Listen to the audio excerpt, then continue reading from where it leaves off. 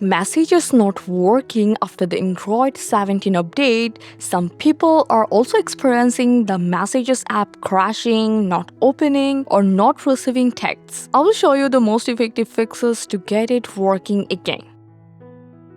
So first you just have to open settings, go to network and internet, tap SIM and then turn your SIM off. So how many SIM you have, you just have to do that and wait a few seconds and then turn it back on.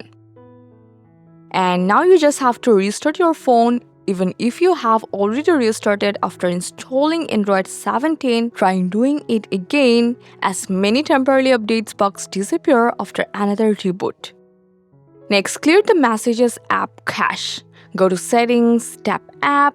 Now you just have to find the Messages, go to Storage and Cache, and here you just have to select Clear Cache.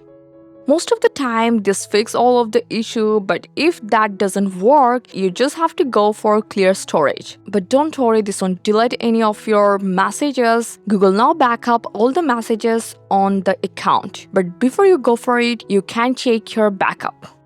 Now you just have to open Google Play Store, search for Messages and make sure it's up to date.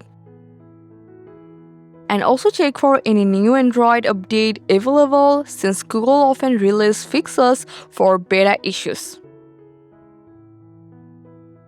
If you're still unable to send or receive messages, go to Settings, open Network and Internet, tap SIM and select your SIM. So then you just have to check for any carrier update, and if you can't find any update available or if that doesn't help, contact your mobile provider to make sure your SIM or eSIM is active and there are no network issues with your account.